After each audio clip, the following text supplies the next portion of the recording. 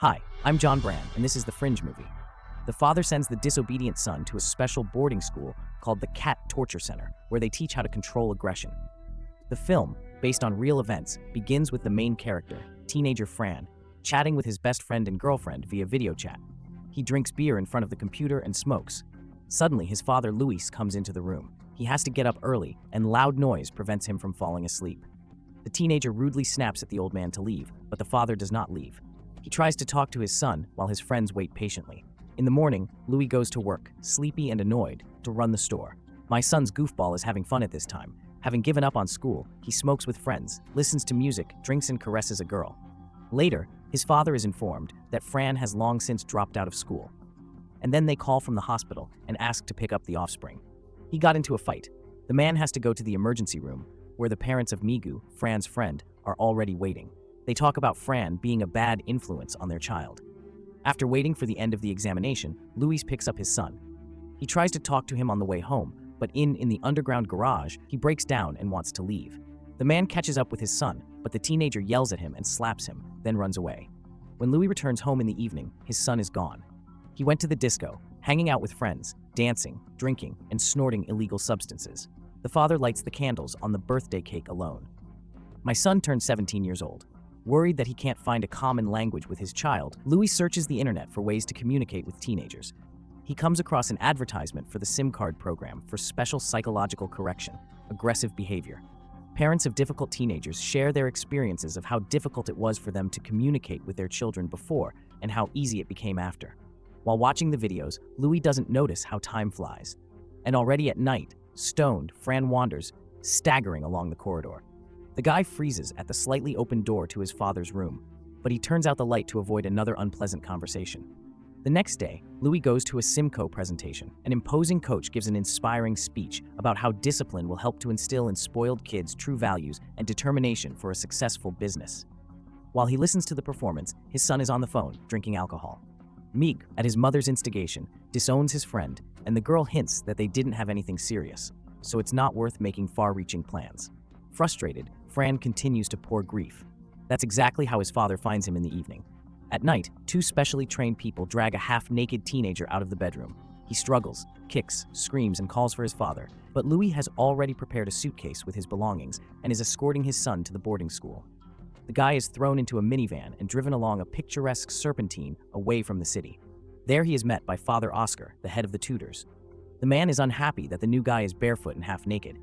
Pupils must observe discipline and act clothed. He also doesn't like handcuffs on a teenager. Oscar tells me to take them off. Fran perceives this gesture as friendly and calls the guard names. But the educator immediately restores the social hierarchy. He twists the arrogant child's arm, pokes his muzzle into the wall, and reads out the basic rules, among which there must be respectful silence in the presence of elders. The right to speak is a privilege. Fran gets a salmon haircut, is given a uniform, and is taken to the rest of the group.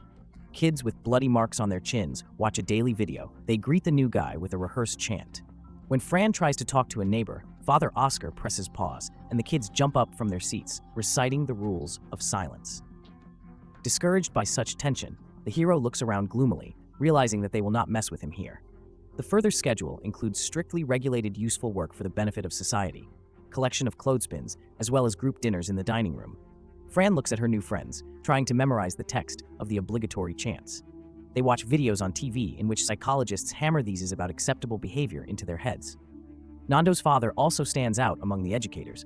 Oscar reprimands him for his appearance and chewing gum, which he sets a bad example for the students. Teenagers also talk to a psychologist who asks them not only about their hidden fears, but also about their relationships with their parents. Fran admits that she misses her father, but he is upset the fact that Louis never really showed fatherly love, including to his mother, who left the family when he was little. The boarding school's teaching staff, led by Oscar, are discussing the upcoming Freedom Day, a kind of holiday for the students, designed to show what their life can be like outside the institution. Nando, like a new kid, doesn't know what it is, and his colleagues make fun of him a little, to which he reacts with a pathetic speech. Later, during lunch, Nando takes out his anger on one of the students and knocks him face down on the table while the others drink. The children eat hurriedly, pretending that nothing is happening. During the educational process, Nando gets carried away and fills the child's eyes with pepper gas. The director of the boarding school does not like this. Rich parents do not pay money for their children to be mutilated. Oscar manages to hush up the case, managing to lightly reprimand a subordinate with a bracing blow to the face on the table. Soon, Fran successfully learns the rules, but he is not yet familiar with the punishments, so one day after lights out, he gets out of the room. Unnoticed by the guards, he goes down to the floor below, where he finds a sensory deprivation unit, complete or partial isolation from the outside world. Even simple conversations are forbidden here. In one of the rooms, the hero sees a teenager tied to a gurney, his eyes and ears closed, leaving him alone with his thoughts. Fran takes off his mask and headphones, and the poor guy screams for him to kill him out of mercy. Scared by this reaction, Fran runs back, but the guards notice the escape from the bedroom. The alarm is raised. The hunt begins for him. The hero hides in a corner, and when a guard enters, he rushes at him and beats him into a bloody mess until help has pinned him down.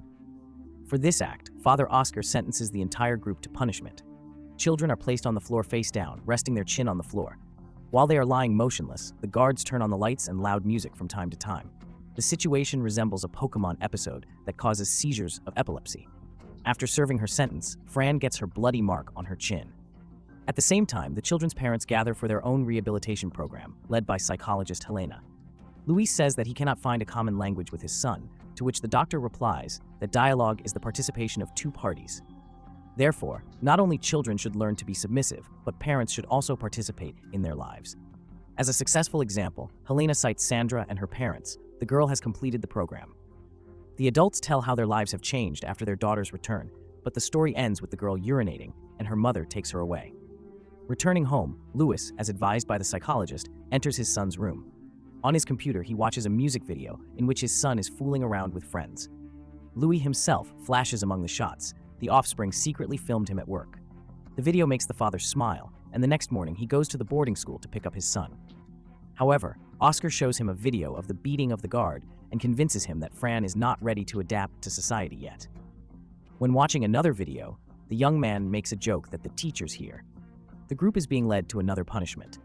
Because they do not delve into the repeated theses over and over again, they will have to spend more than a day on their feet with their hands tied and blindfolded. Only the one who lasts the longest will pass the test. The rest will be sent to the sensory isolation unit.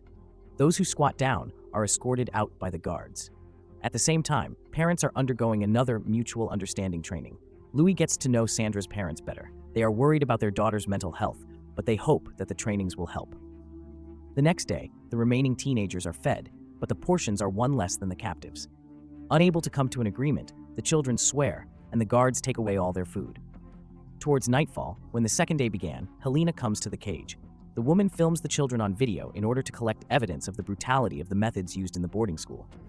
Nanda catches her and takes her to Oscar, but the manager sees nothing wrong with data leakage. All these methods are legitimate. On the third day, Fran is the last one left standing and returns to a regular life according to schedule.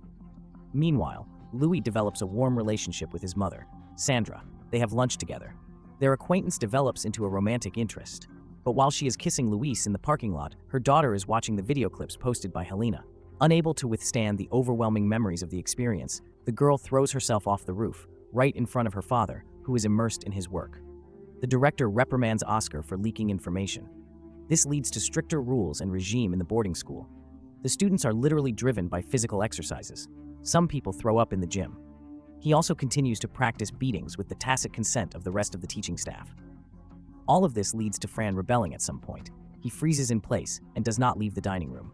Oscar tells them to take him to the sensory isolation unit. They tie the guy up there and cover his eyes and ears. After some time, due to the lack of information from the outside, the brain begins to generate hallucinations, images evoked from the past. The torture ends when Freedom Day arrives. Male and female groups gather in the gym to waltz. The exhausted Fran is also brought in, but he does not participate, but looks from the side, sitting on a chair.